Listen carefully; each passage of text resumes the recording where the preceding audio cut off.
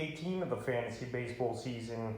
And here's a few pitchers I would buy low and look to trade for this week, with the trade deadline being today in most leagues or next week here. So the first guy I look to trade for is Logan Gilbert of the Seattle Mariners. So Gilbert, he's been pretty impressive this season here for the rookie. One of the best prospects in all of Major League Baseball. And he's lived up to it for the most part this season. 73 and a third, 5-3 record, 61 hits, 33 earned runs, 8 homers, 18 walks, 84 strikeouts, a 4.05 ERA, 1.08 whip with 4 quality starts. But the last couple weeks here, he struggled a bit.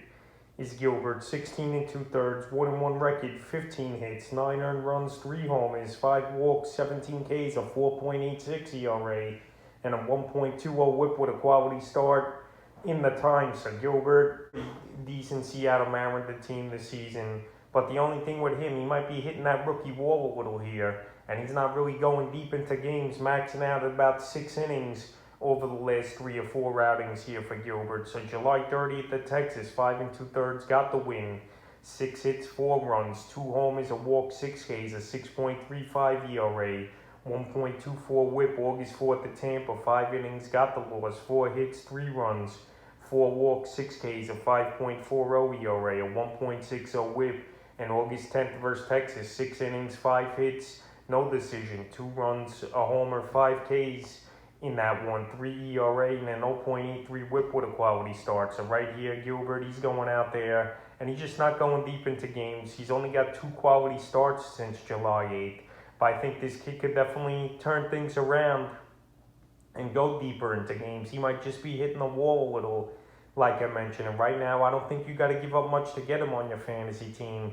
And I think he could be a factor here in the next month and a half to get on your roster. So right now, while his values are lower here than it was a few weeks ago, this is the time to go out there and trade for him. The next pitcher I look to trade for this week is Carlos Carrasco with the New York Mets. So Carlos Carrasco, he came back from injury a few weeks ago after he missed the first 4 months of the season for this Met team. And this Met team, they need him in a bad way to get things going and start performing, because this Met team, they've been on a free fall over the last few weeks here, going from 1st to 3rd place in the National League East.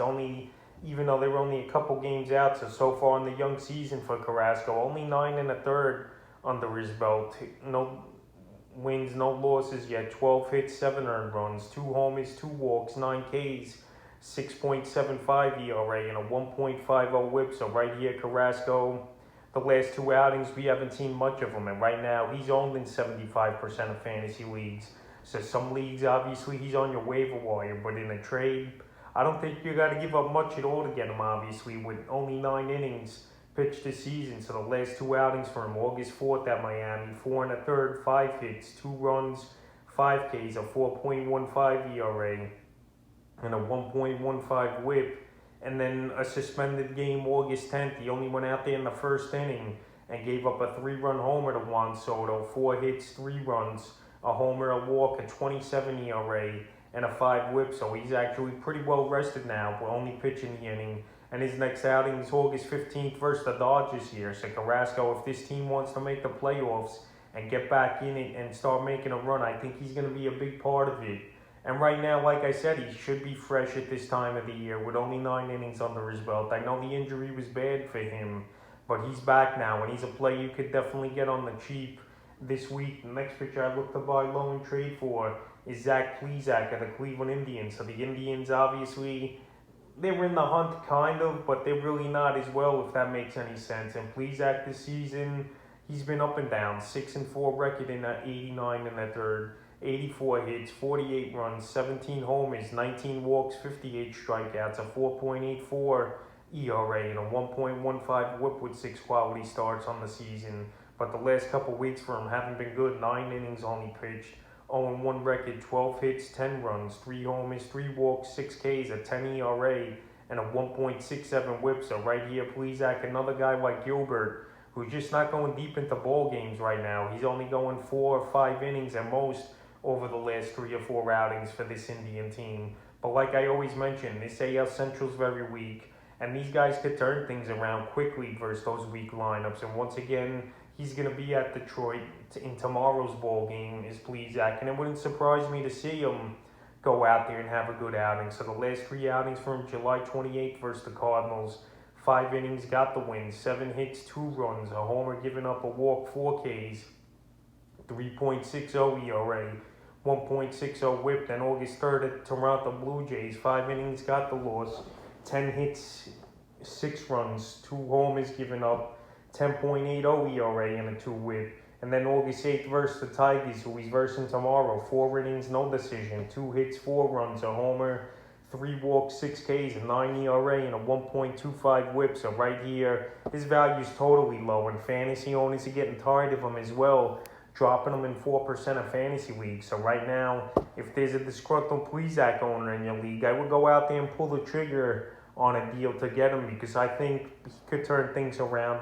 And we've seen the upside so far throughout his career. Last season, with a 2.28 ERA, I know it was only 55 innings, but right now maybe he's hitting the wall as well a little. But I think he could turn things around and pitch well. And right now, while you don't have to give up much to get him, this is the time to make the deal for Plesac. The next pitcher is Jack Flaherty of the St. Louis Cardinals. So he's been out since early June, is Flaherty, and he's finally coming back in tomorrow's ball game after that bad oblique strain at the Kansas City Royals. So Flaherty, he was on a Cy Young pace early in the year, 62 innings, 8-1 record, 44 hits, 20 earned runs, 7 homers, giving up 20 walks, 67 strikeouts, a 2.90 ERA, and a 1.03 whip with 7 quality starts. So right here, he's going to give a boost to the Cardinals, and he's going to give a boost to fantasy owners that have been waiting for him. But if somehow you can weasel a deal for him before he starts, this is the time to do it. Because if he goes out there versus the Royals, let's say, and goes 6 or 7 innings with 8 to 10 strikeouts and only 1 or 2 runs given up, obviously his value will peak up. So right now, well, we haven't seen anything from Flaherty in the last 2.5 months. This is the time to go out there and make a deal for him right before he's coming back in tomorrow's game at Kansas City. Because if he has a big game like I just mentioned, the value's going to go back up, and you're not going to make a deal from him. And plus, like I said, the trade deadline in most leagues here are today in standard trade format leagues. So right here, go out there and get Flaherty before it's too late. In the 5th and final pitch, I would go out there and try to make a deal for this week's Alex Wood of the San Francisco Giants. So Wood, he's been pretty decent this year with the Giants. Some ups and some downs, and some owners have dropped him in 3% of fantasy leagues this week. But on the season for Wood, 108 2/3, 9-3 record, 99 hits, 51 earned runs, 13 homers given up, 34 walks, 115 strikeouts, a 4.22 ERA, and a 1.22 whip with 7 quality starts. But the last couple weeks for Wood haven't been good.